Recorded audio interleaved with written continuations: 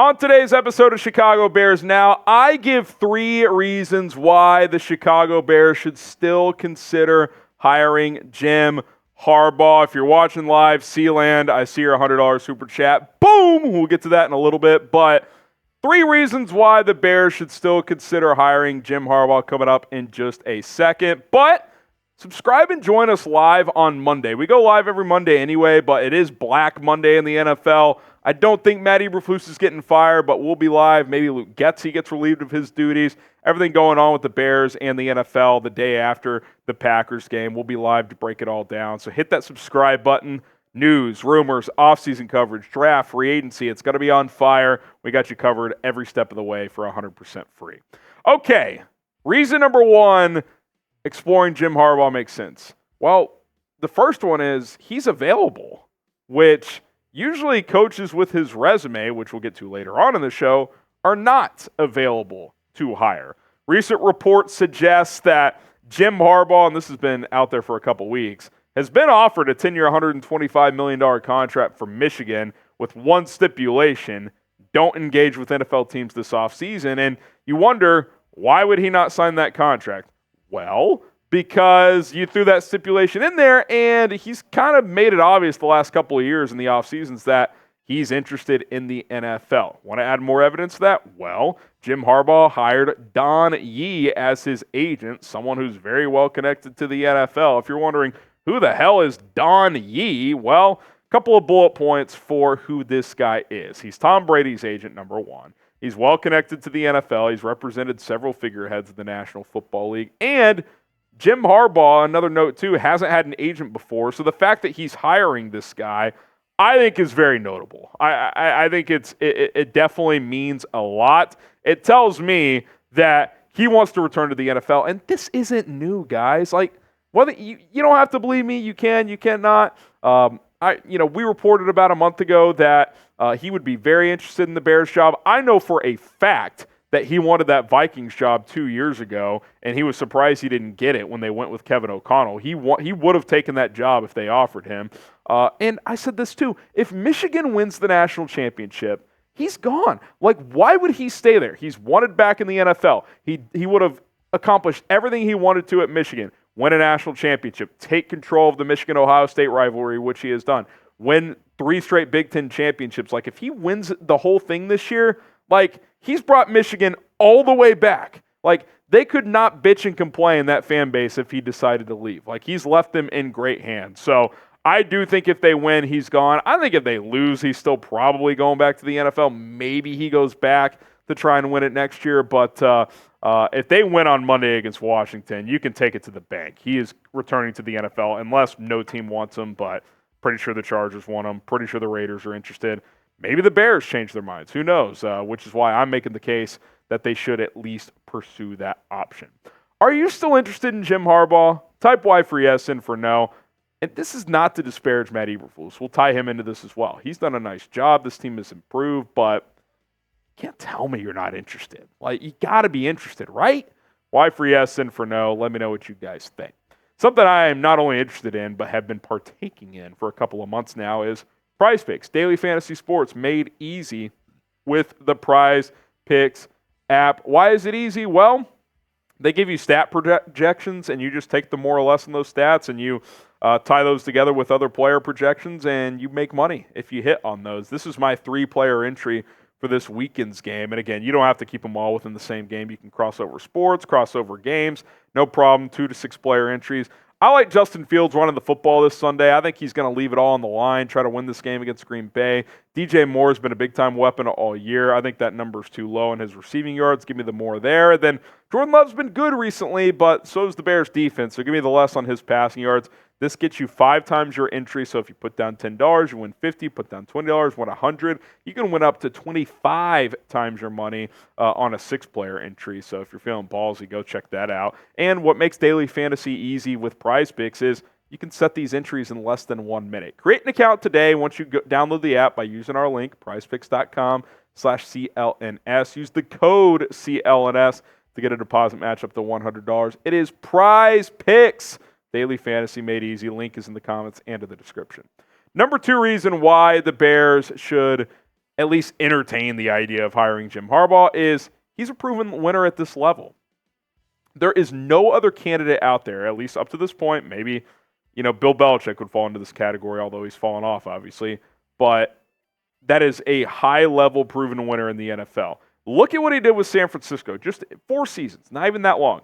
2 NFC West Division championships, 3 championship game appearances, made a Super Bowl.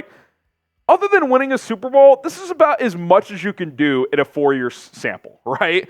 Typically when you get a new job, you don't, it takes a year or 2 to compete. They went to the NFC Championship in year 1. And by the way, I think if he got this Bears job, he would enter a similar situation where it's a team ready to win right now, which that's going to be point number 3, so stay tuned.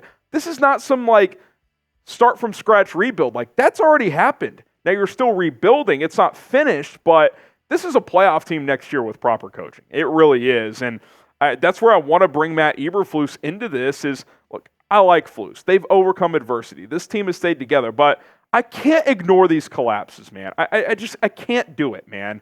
The Denver one is unbelievable. With late in the third quarter, you're up 21 points. You can't close. 12-point lead with 4:15 to go in Detroit. Can't finish. Up 10 in the fourth quarter against Cleveland. Can't finish.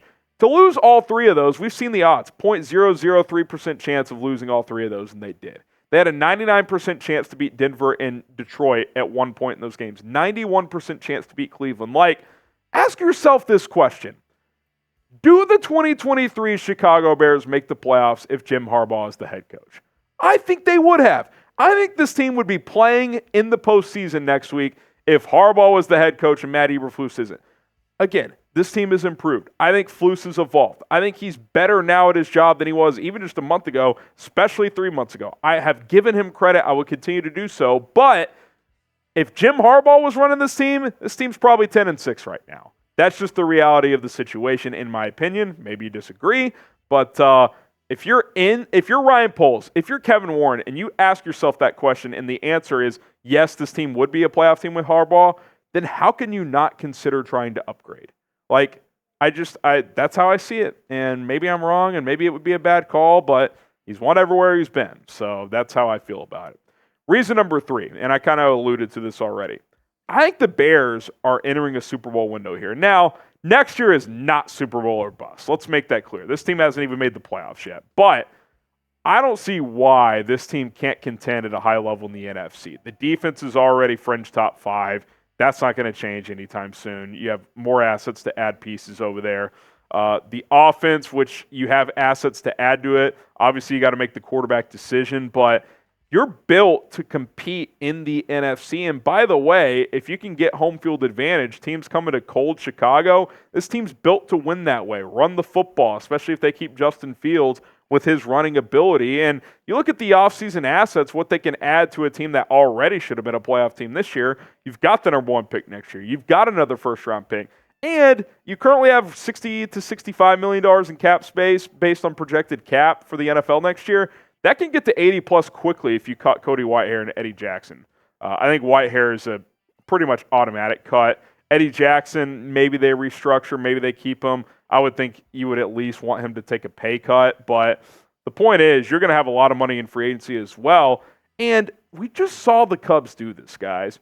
David Ross, good manager. I think the Cubs are on the cusp of being a quality playoff team, and that's where the Bears are heading into next year. But they went out and they got Craig Counsell, a more proven manager. Why can't the Bears do the same with Jim Harbaugh? It's one of those things where it's not even anything against Matt Eberflus. It's more about what Jim Harbaugh is capable of, at least in my opinion. Where has he failed? Sure, he has not won a Super Bowl yet. In 4 years, though, he went to 3 NFC championship games and went to a Super Bowl and almost won it. He lost to his brother. That's the guy he lost to, which, by the way, his brother might win the Super Bowl again this year. So this guy knows how to win. He's at worst going to lose the national championship this game, but he's at least got him there. You're telling me if you knew this guy would get you to a Super Bowl within a couple of years, you wouldn't sign up for it? Come on, man. Ask yourself this question. Is Matt Eberflus a Fetty guy? And what that means is, do you see the confetti falling out of the stadium and him hoisting the Lombardi? I see Jim Harbaugh doing that earlier than Matt Eberflus. That's just me. I don't know. It's nothing against Flus. He's done a nice job, and I feel like I've given him credit for that. But if you're asking me to pick a coach right now, it's got to be Jim Harbaugh. I'm typing my JH for Jim Harbaugh right freaking now. Look, I wish Matt Eberflus would stay on and coach the defense. You guys always ask me about that, but he wouldn't do that, unfortunately, so you'd have to go get a different defensive coordinator. But I would trust Jim Harbaugh to lead this team to high levels of success and potentially a Super Bowl championship.